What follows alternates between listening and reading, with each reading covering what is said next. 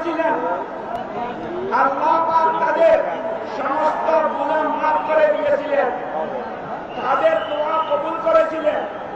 আমি মনে করি আজকে যারা এখানে উপস্থিত হয়েছেন তাদের গুনাহ আল্লাহ মাফ করে দিবেন, আমিন, এবং তাদের দোয়া কবুল করবেন, আমিন।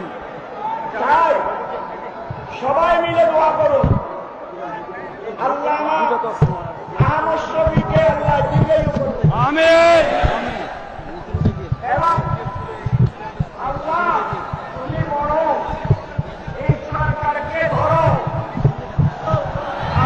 হবে না তো, ওরা বলতেছে বারবার।